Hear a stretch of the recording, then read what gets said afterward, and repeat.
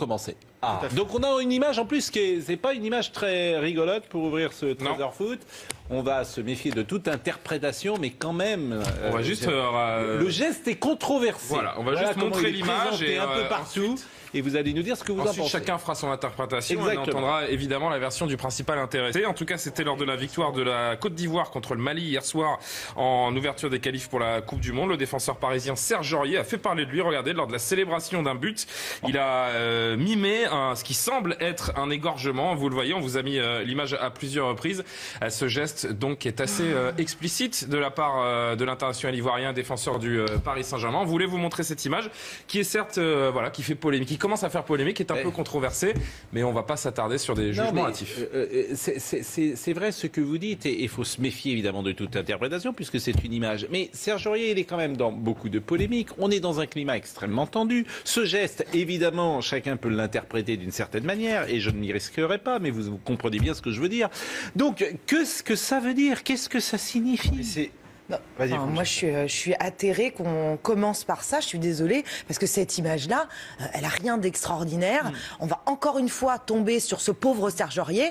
Et moi, je suis désolée sur cette image-là. Je me dis, mais attendez, on cherche la petite bête. On va tous tomber à bras raccourcis sur Serge Aurier. C'est pas tous les joueurs de football qui célèbrent leur but. Ah non, je fais jamais. Vous me connaissez assez pour savoir que je ne fais jamais de politique. Vous savez très bien que ce geste est partout maintenant, quand interprété. il va se gratter un testicule, on va en faire 20 minutes. Je suis désolée, ça n'est pas possible. Ça n'est pas possible.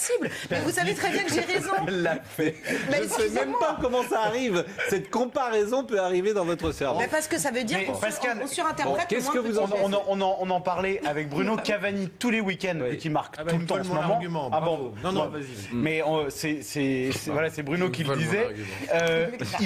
Il mime. C'est pas vous qui volez aux autres. Il mime un geste de tir, donc je veux dire, faut pas de sniper. Et pour vous, c'est la même chose dans le climat d'aujourd'hui que de mimer un geste de sniper et faire un geste d'égorgement. Ah bah oui, pour le coup. Mais non, mais sérieusement. C'est l'arbalète qui le mime. Le mot voilà. C'est une arbalète. Oui. Vous trouvez que dans le climat d'aujourd'hui, mais non, mais bien sûr que le climat pareil. est tendu, mais Pascal, je veux dire, un joueur, là, on ne sait pas pourquoi il a fait ça. C'est peut-être, je dis pas que c'est forcément malin. Moi, je sais que si j'étais footballeur, je célébrerais mes buts avec des images de joie. Voilà. Après, il fait ce qu'il veut. En plus, je n'ai rien contre Serge Aurier. En général, j'ai rien contre personne. Mais convenez quand même que Bruno Roger Petit. Quel est votre avis, Bruno? Mais je vais vous décevoir. Je partage l'avis de mes deux camarades de jeu. Cavani fait exactement le même genre de geste qui pourrait être interprété de la même façon. Là, il est dans le feu de l'action, il fait ce geste. Je pense que ça, c'est vrai qu'il est dans le feu de l'action. On peut pas. Il se peut. Il n'y a pas d'impression de préméditation. C'est pas un geste politique, quoi. C'est juste. On vient de marquer un but. Et tout le monde fait ça. Moi, ça fait 40 ans que je vois des matchs de foot, et c'est la première fois que je vois un joueur derrière un match faire un geste d'égorgement. Mais je crois qu'il y a déjà des joueurs qui ont fait ce geste. Il y a déjà des joueurs qui ont fait ce geste dans d'autres contextes. Il n'y a pas de souci. Non, mais c'est dans d'autres contextes. Très bien, mais dans d'autres contextes. Moi, j'adore vous écouter de toute façon. C'est vous qui. Non, j'adore vous écouter parce que j'imagine les gens qui sont de l'autre côté. Vous pouvez laisser parler les invités. J'imagine les gens qui sont de l'autre côté du poste. Et ils sont comme nous, ils se disent on en fait trop sur Serge Aurier. Ils sont sûrement comme vous. On va réagir d'ailleurs sur Twitter. Voilà. Philippe nous dit Serge Aurier veut égorger qui? Quel malade, non Francesca. Bon, alors ce n'est qu'un témoignage, Philippe. C'est un geste quand même très violent. Si vous projetez, moi je pense pas que Serge Aurier, je pense pas que ce soit un geste à connotation politique de Serge Aurier. J'ai pas dit ça. Et à partir du moment où il n'y a pas cette intention, ou alors et d'ailleurs, quelque chose m'aura échappé dans la radicalisation supposée de Serge Aurier, à partir du moment où il n'y a pas d'intention, il ne peut pas y avoir de culpabilité. Pour être tout à fait précis et complet, et pour conclure peut-être aussi certainement, Serge Aurier qui célèbre un but qu'il n'a lui-même pas marqué. C'est un but contre son camp, c'est un but contre son camp consécutif à un centre d'Aurier. Il n'a pas réagi de toute façon, il n'a pas expliqué pas pour le moment, pas que je sache, je vais vérifier encore une fois. Mais on attend, et vous avez bien raison de le dire, on attend son explication. Et on se... comment dire, on ne va pas faire de jugement projeter des fantasmes mais moi, ne faut pas projeter. Bien, on vous a fait rentrer dans le droit chemin. Pas du tout. Moi, j'ai rien. Votre modération suite à la confrontation d'idées bienveillantes. Écoutez, il n'y a pas de souci. Les idées bienveillantes, vous savez, moi, je ne demande qu'à être convaincu. Bon, qui vous honore. Amsterdam. Amsterdam. Non. Pas de réaction en tout cas sur le... Non mais j'étais en train de vérifier. Merci Julien Pasquet. J'étais en train de vérifier si sur son réseau social il y avait évidemment quelque chose de posté. Je vous entonnais une petite chanson que vous ne devez pas connaître. Sur le port d'Amsterdam? Non, ça c'est Jacques Brel. C'est à Amsterdam, il y a des... qui chante. Non, ça c'est Jacques Brel. Mais la chanson de Guy Béard, c'est à Amsterdam. Il y a des hommes, il y a des dames. Vous savez, en général, une chanson de Guy Béard, enfin bon.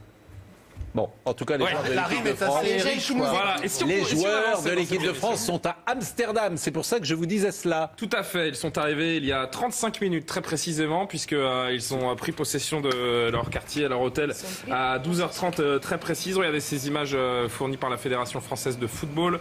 Et les joueurs, sur les 53 000 places disponibles, ont d'ores et déjà été vendus ce matin. Et les joueurs de l'équipe de France ont tweeté dans l'avion pour exprimer. On les a vus. On les a vus, Pascal, à l'instant. Évidemment. Ces joueurs de l'équipe de France à Amsterdam aujourd'hui. Téléphone.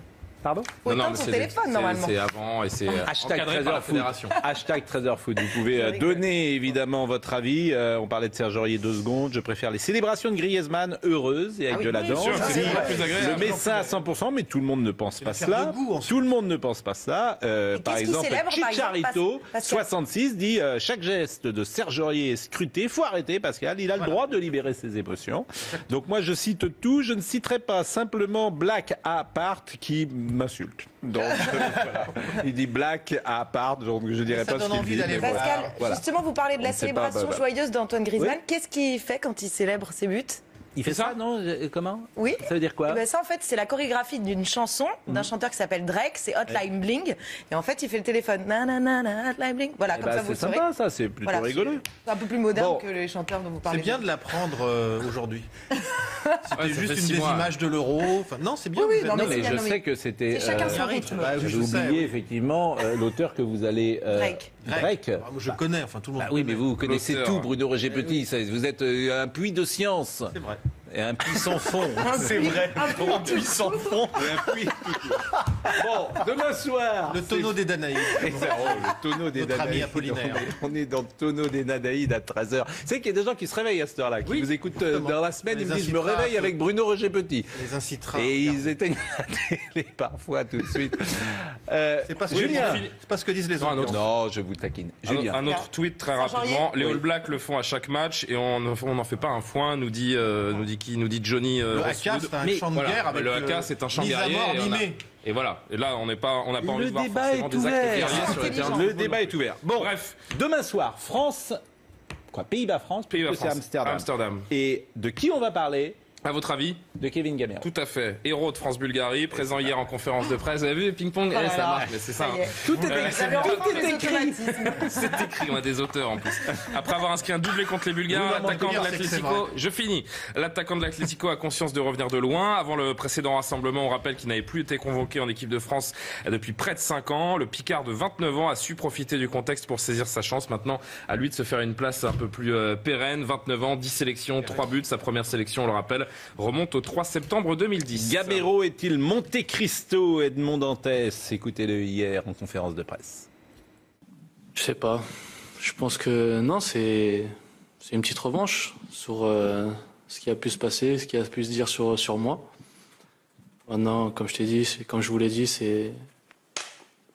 j'écoute pas trop les gens. J'essaye de jouer pour moi, pour ma famille, et j'essaye de donner le meilleur de moi-même pour mon équipe et voilà, comme je t'ai dit, le travail paye et quand on continue à bosser, il y a toujours quelque chose qui arrive et il faut saisir son moment à chaque fois quand on peut l'avoir. Est-ce que vous êtes gamérophile, Giovanni Castaldi? Oui, moi j'aime beaucoup les joueurs qui se battent pour s'en sortir. C'est un bosseur, il a énormément travaillé.